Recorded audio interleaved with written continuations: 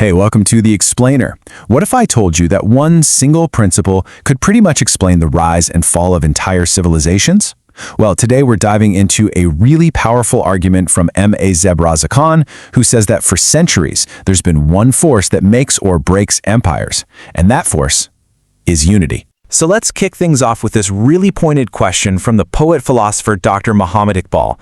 It just cuts right through all the other labels we have, our tribe, our ethnicity, our family name, and it asks something much, much deeper. And that's the exact lens the author wants us to use as we look back through history. So, what is this big idea, this core argument? Well, it's actually super simple, but the consequences, they're huge. The idea is this. For any group of people, any nation, any civilization, unity is the foundation of your strength.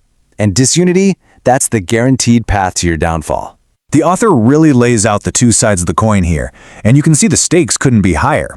On one side, you've got unity, which leads to strength, progress, and building something that lasts. But on the other side, disunity, and that just leads to weakness, decline, and getting broken into a million little pieces.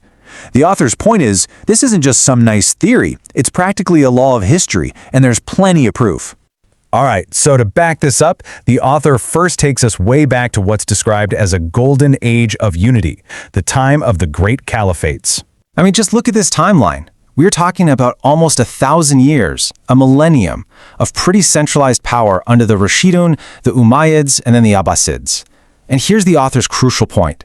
That incredible sustained strength they had, it came directly from the sense of political and ideological unity. And you could absolutely see the results of that unity. The source points to these incredible military victories against massive empires like the Persians and the Byzantines, but it was so much more than that. We're talking about global leadership in science, in art, in economics. This was a time when places like Baghdad's House of Wisdom were literal beacons of knowledge for the entire planet. But every high has a low. And as the author argues, every story of unity has its opposite. So now, we turn to the tragedy of division and the incredibly high price that comes with it. The first case study here is Andalusia, which you'd know as modern-day Spain. After being this amazing unified center of learning for centuries, the whole thing just shattered. And it broke into how many pieces? More than 30. 30 little kingdoms called taifas, all fighting with each other. And the author's argument is pretty direct. This infighting basically rolled out the red carpet for their enemies, leading straight to their final defeat in 1492. But if you think that was bad, wait till you hear what happened next. We're talking about a catastrophe on a completely different scale. The year is 1258, and the city is Baghdad. The source calls this one of the most tragic chapters in all of Islamic history, and for good reason. When the Mongols sacked the Abbasid capital, they didn't just conquer a city. They destroyed its libraries, throwing countless priceless books into the river. For the author, this wasn't just a military loss. It was the ultimate, devastating price you pay when a civilization becomes too divided to even protect its own heartland. But even after a disaster like that, the story isn't over. The author argues that just as disunity can cause a total collapse, unity can bring greatness back from the brink. And this brings us to the rise of the Ottoman Empire. Seriously, right from the ashes of all that fragmentation, a new, incredibly powerful and unified state emerged.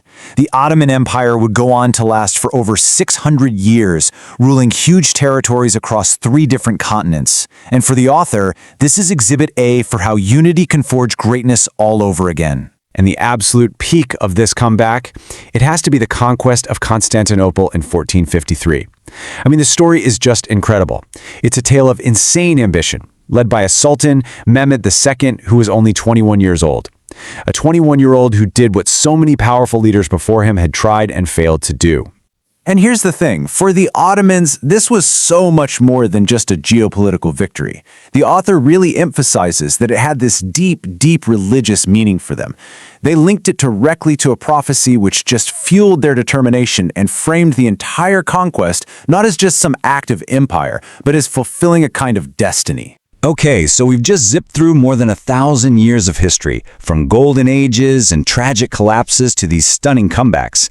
So now the author brings it all home to the present day and asks the big question, what are the lessons here for the future? Because really, everything we've talked about, the triumphs, the tragedies, it's all been leading to this one big question.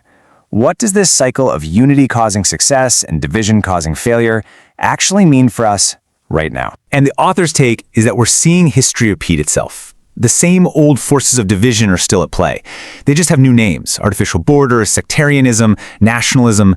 They're all seen as these modern versions of those self-defeating Taifa kingdoms.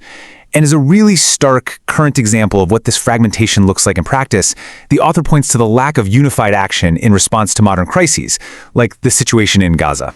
So what's the big takeaway from all this? According to the author, it's a pretty stark warning, but also a call to action. The lesson from history is crystal clear. Unity isn't just some nice, nostalgic story about old empires. It's presented as the only path to survival, to dignity, for the future. And so we're going to end where we sort of began, with another reflection from Iqbal that really bookends the author's whole argument.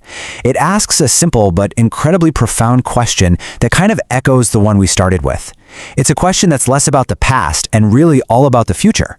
What could happen if a people who share so much in common could truly find a way to be one?